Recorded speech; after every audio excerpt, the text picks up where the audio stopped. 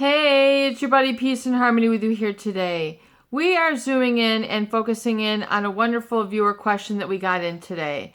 And before we dive into it, I just want to give a quick shout out and much love to all of you who are really diving deep and rising above some very painful, hurtful, bizarre, confusing, or really sort of serious relationship issues that have caused you pain and anguish and have really caused you to seek to be educated on the narcissist individual. And really, I want to let you know that it's going to be well worth your time, attention, focus, and the concentrated effort that you continue to make towards your healing, because once you heal, you will heal for a lifetime. So I encourage you really to stay with it, stick with it, focus, apply the tools that we discussed here, and really start getting yourself back on track. And I really want to say much love out to you for who are on the journey. Just stay with it. I know it gets tough, and it does take time, energy, and devotion, but you will reap the rewards. It will pay off for you. And I want to really focus in on a wonderful viewer question that we got in, and that was really, can she ever go out and trust again? Can she get the energy back? Can she really ever go out and begin to love again? She was so hurt by a pathological narcissist who is really malignant in nature.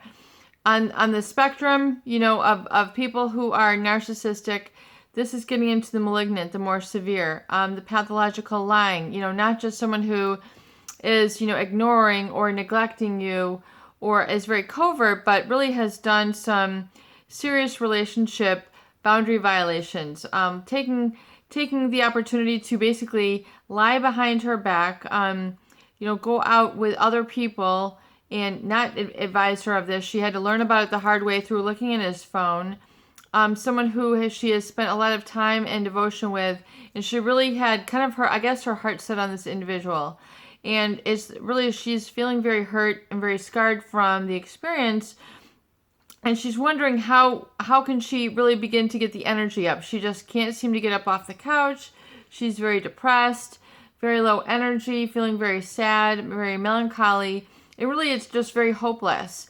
And I want to let you know that, yes, that when you discover maybe someone who you are very close to, in love with, who you work with, or who you're married to, or who you're perhaps very much in love to or wanted to be wed, to be married to, is a narcissist, and it's just not going to work. It's not a good fit. You are trying to force something here. You're trying to put a round peg into a square hole.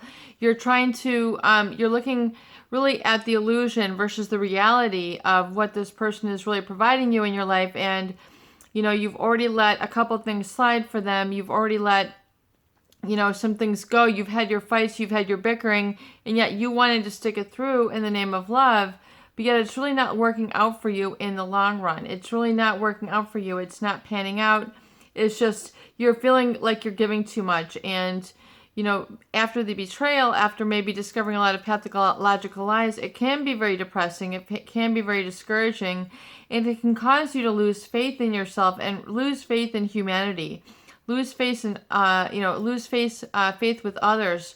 Really kind of hold you back, make you not want to go out again, make you not want to have friendships. It causes you to put up your guard and say, I can't trust anybody. I mean, the lesson can begin to kind of, go into all areas of life. And, I know a lot of people suffer from this, that they feel so kind of shut down, that they don't want to talk to anybody. They can't trust anybody. They don't want to have friendships anymore. They don't want to have love relationships anymore. They don't trust anybody else in their family because of the smear campaign, or really what it is. I think a lot of it is the hurtful things that are done and said, particularly in how it makes that person feel.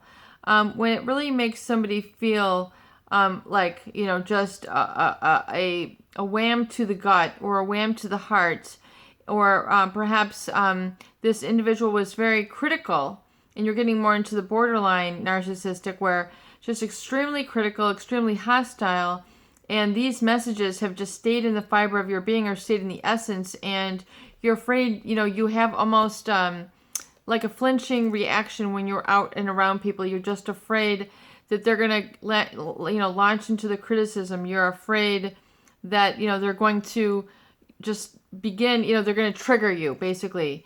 And so this triggering is something that you can get in control of. And also this feeling of being very low energy and feeling like you can't move, you can't get up, you can't go out. You don't get excited for things anymore.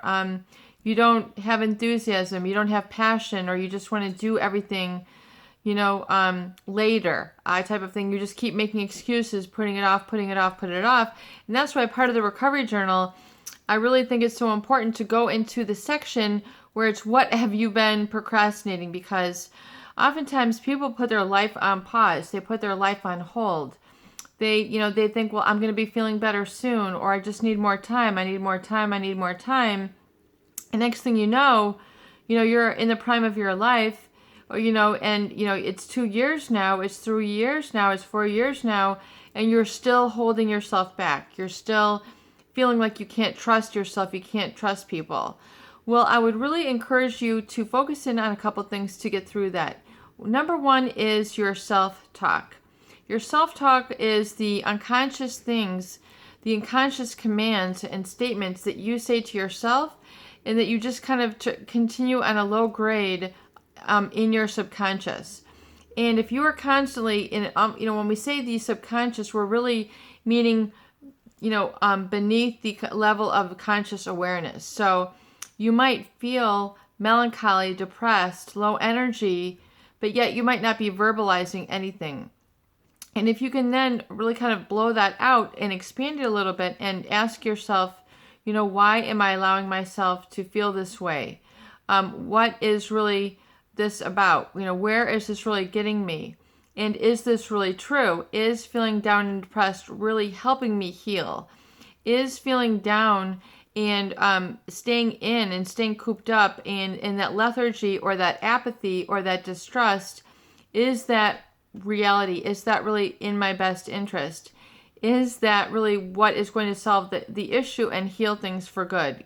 Is this really helping me move through things? Because people can take a very, very long time to heal. And really, you want to take a look at the time that you've been involved in these down states and really begin to shorten it.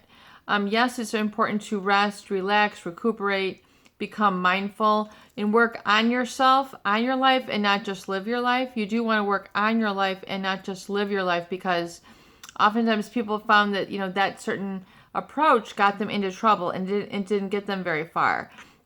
So what I would encourage you to do is to now ask the opposite question, to begin to trust yourself and to feel more energy. So you now begin to ask yourself, what do I get really excited about? What do I get really energized by? What do I really wish that I could dream and do? And if I can do it, what would I love to do? And allow yourself to complete now the affirmations of I can do it. I can get excited. This excitement that you begin to feel when you begin to ask these questions oftentimes gets shut down. I'm not ready to go out yet. I'm not ready to be free yet. I'm not ready to be happy yet. I'm not ready to trust myself. I'm not ready to trust others. I'm not ready to believe in myself. I'm not ready to believe in others. These are kind of the unconscious thoughts that are resonating deep underneath the surface. So if you can now begin to realize that oftentimes people, not only do they have a fear in the anxiety, but they have a fear of success. They have a fear that they won't be able to maintain it.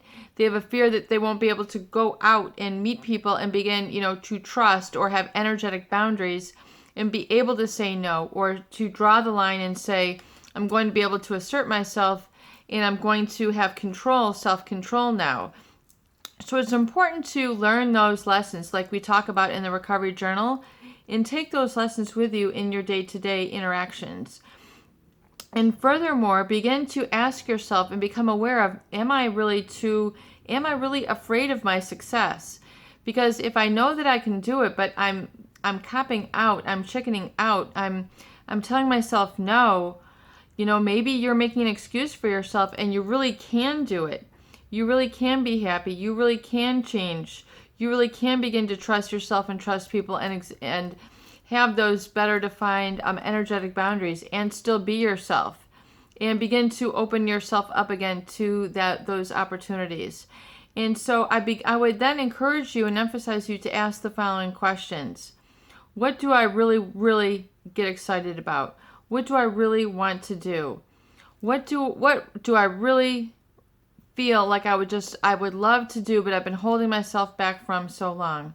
What do I really need to do, but I've been shutting the answer out for way too long after I've been in this hurtful relationship? What is it that really is lurking underneath the surface that I'm trying to push down harder and harder and harder that's making me so depressed? And when you ask yourself these questions, you'll realize that your self-talk is often telling you, I'm so tired, I'm so tired, and I'm so depressed, I'm so depressed. But if you flip that around and say, I am energized to, I am excited to, I'm enthusiastic about, and begin to ask yourself those questions and make yourself those statements, and then furthermore, follow that up with, I really trust myself when, I really believe in myself when. And if you can make those statements and answer the questions, you'll then begin to consciously become aware of this whole new pocket of energy. So if you can say, I trust myself when, I embrace myself when, I love myself when. These are very important statements for you to ask yourself and follow up with, because it's going to give you the answer to really what is kind of the flip side to, I think, what is some of the issues maybe that you've been sweeping under the rug. And so, ask yourself these questions, and oftentimes you'll realize that you have this energy of hope within you that is springing forth. It's, yearning for acknowledgement, yearning for expression. Yet oftentimes you allow the depression to creep in and take over. You allow the distrust, you allow this hurtful person to seep in and take you over. And, you feel scarred, you feel I'm damaged. These are sort of experiences that people tend to feel. And you can then flip that around and say, I feel so recovered when. I feel so healed when. I feel so alive when. Begin to answer these for yourselves. These are very individual, unique questions that you can begin to ask yourself, and it will help you get over the hump and the hurdle, and begin to ask yourself these questions even when you're, not necessarily when you're totally fatigued and tired, but begin to ask yourself these questions and prime your mind, prime your subconscious to answer these questions. Because the subconscious mind, how it works is it's looking for commands. It's looking for priming, and it's looking for instructions. So if you instruct it to feel depressed by laying down and slouching over, if right now, if you were just to slouch over in your chair, you can feel your feelings versus if you sit up. Just your very body language affects your emotions. And if you can try even that very simple exercise, you'll see how the energy tends to change just from our body posture. So if you are, I think like she said, she's basically been just, kind of like just feeling very apprehensive or, very much stuck and very much kind of like, just down, realize that maybe, laying down too much, sitting down, feeling down, frowning. It takes more muscles to actually frown than it does to smile. So, realize what you're, give yourself a little bit of a fighting chance to heal and survive and work through this successfully, because a lot of people also have a grieving mechanism within their mind. In other words, this is going to take me 5 years to heal through. This is going to take me 10 years to heal through. This is going to take me 4 months to heal through. They have really kind of in your subconscious mind, you have kind of a timeline of how long you're telling yourself that this should take to heal. And ask yourself this, how long do I expect, this is going to take for me to heal? See if you can give yourself an answer, because sometimes people say, I will never get over this for the next 5 years. I will never get over this in my lifetime. Well, you're giving your mind a command to never get over it. So you're not going to ever be able to have that glimmer of light, have that solution come to you. Begin to realize what makes you happy. Give yourself a chance. Say, I like doing this. I like this person. I feel alive when I'm doing this. These are, I can trust myself when I do this. I can trust others when I do this. I'm going to give it a chance. I can try this new. I'm learning now who I can resonate with and trust with, and I can learn more about what it is to be a person and have relationships, and I can take it slow. I don't have to evaluate and judge myself. knock myself down the first 5 minutes, 10 minutes, meeting with a new person, and just begin to give yourself half a fighting chance. Ask yourself the questions. I feel like so excited when. I feel so happy when. I feel so energized when. I really begin to dream when. Ask yourself these questions. And begin also to say more of the I can. I can do it. And I'm telling you, Peace and Harmony is telling you, you can do it. You can do it. Peace and Harmony with you here today. I hope these videos do help. Please share and please subscribe for more great tools, videos, discussion, and support.